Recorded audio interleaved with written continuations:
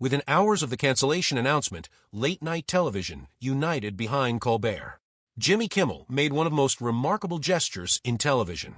Instead of competing against Colbert's farewell, Kimmel aired a rerun of his own show and encouraged viewers to watch Colbert instead. Later, Kimmel revealed that he had invited Colbert to become one of the celebrity guest hosts on Jimmy Kimmel Live during his annual summer break. For someone suddenly without a nightly show, it seemed like the perfect opportunity. But Colbert said no. Why would he walk away from such an easy return? According to Kimmel, the answer was simple. Colbert felt it was too soon. Rather than jump immediately back into late-night television, he chose to step away completely. Kimmel made it clear the invitation remained open whenever Colbert was ready. It showed that despite years of competing for ratings, the biggest names in late night had become allies in an industry facing enormous uncertainty. Kimmel understood those pressures better than most. Like Colbert, he had spent years delivering sharp political monologues, especially about Donald Trump. Trump frequently attacked Kimmel on social media, calling him untalented and predicting his ratings would fail. Instead, Kimmel maintained a loyal audience. His own experience soon proved just how fragile late-night television had become. In September 2025, ABC suspended Jimmy Kimmel Live after a monologue discussing the assassination of conservative activist Charlie Kirk. Despite widespread headlines, Kimmel did not joke about Kirk's death. Instead, he criticized what he believed were attempts by some MAGA supporters to immediately politicize the tragedy. Even so, the backlash exploded. Conservative commentators, politicians, and major affiliate owners accused him of crossing the line. ABC paused production while executives reviewed the situation. Was this another sign that networks were becoming increasingly cautious? The suspension quickly turned into a national debate. More than 400 actors, writers, comedians, and producers signed an American Civil Liberties Union-backed letter defending Kimmel's right to speak freely. Even some conservatives who disagreed with him argued he should not be taken off the air. 6 days later, ABC reversed course. The show returned, and during an emotional opening monologue, Kimmel insisted he never intended to make light of a young man's murder. He explained that his criticism had been aimed at political reactions, not the victim himself. His return highlighted a growing concern throughout television. Were outspoken hosts facing a new reality? Looking at Colbert and Kimmel together, many people saw a troubling pattern. Both had spent years criticizing Donald Trump. Both became frequent targets of Trump's public attacks. Both later found themselves at the center of major controversies involving their networks. Whether connected or not, the timing sparked an ongoing debate about political pressure, corporate interests, and the changing economics of television. But to understand Stephen Colbert, you have to go back much further than late-night television. Long before fame, tragedy shaped his life forever. In September 1974, 10-year-old Stephen Colbert lost his father, Dr. James Colbert, and his two older brothers when Eastern Airlines Flight 212 crashed while attempting to land in Charlotte, North Carolina. 72 of the 82 people aboard died.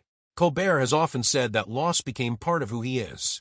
He credits his mother Lorna with holding the family together through extraordinary strength and humor. Rather than losing his faith, he embraced it even more deeply. Years later, during an emotional conversation with Anderson Cooper, Colbert said he had learned to be grateful even for the experiences he wished had never happened because they had deepened his compassion for others.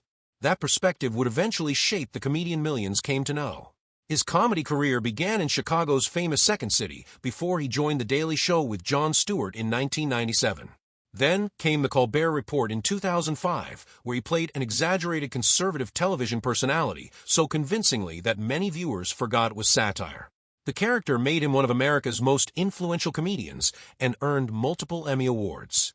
One unforgettable moment came during the 2006 White House Correspondents' Dinner when Colbert delivered a fearless speech just feet away from President George W. Bush. The room was uncomfortable, but online audiences embraced it, turning the performance into a cultural landmark. When David Letterman retired, CBS made a bold decision by handing The Late Show to Colbert. On September 8, 2015, audiences met the real Stephen Colbert instead of his famous fictional character. The adjustment took time, but as the political landscape shifted, his nightly monologues became required viewing for millions. By the 2016 to 2017 season, he had become the highest-rated host in network late night, holding that position for 9 consecutive years. Yet even that success couldn't protect him from a changing television business. Since leaving CBS, Colbert has not announced a return to late-night television. Rumors about podcasts, streaming deals, and new projects continue to circulate, but nothing has been officially confirmed.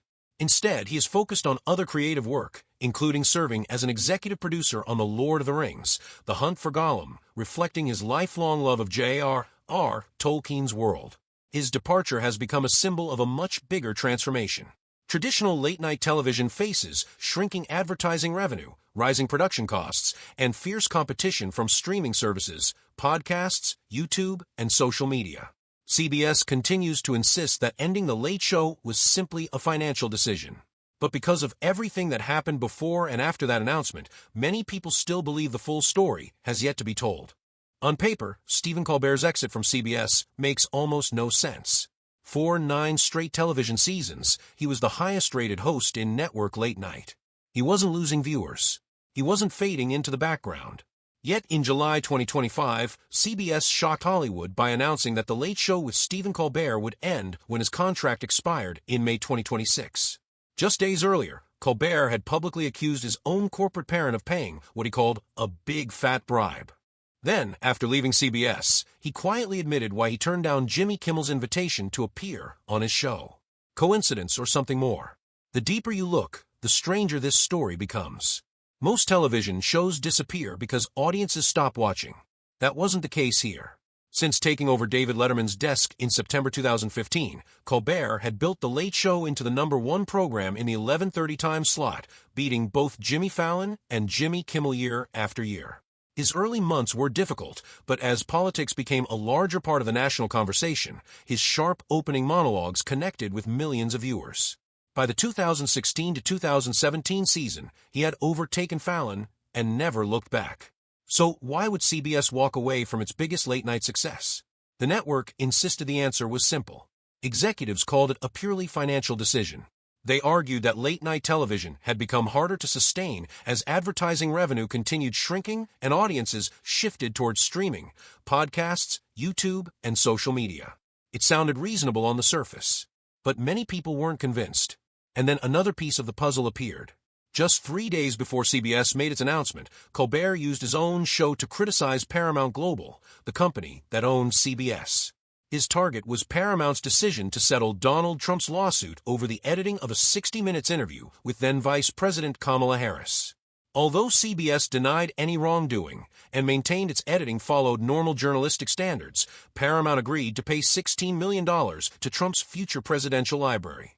Many legal experts questioned why the company settled at all. But what really caught everyone's attention was what Colbert said next. Looking directly into the camera, Colbert told viewers he was offended by the settlement. Then he described it as a big fat bribe. The audience laughed and applauded, but outside the theater, the comment landed very differently.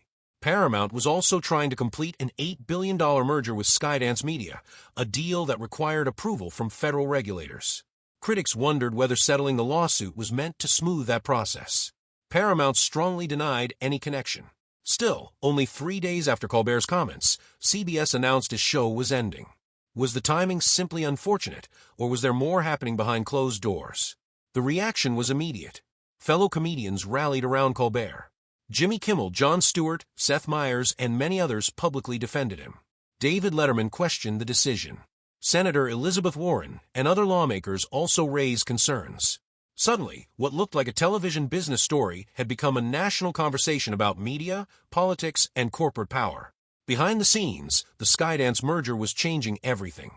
The proposed deal would hand control of Paramount to Skydance founder David Ellison, with support from Redbird Capital Partners.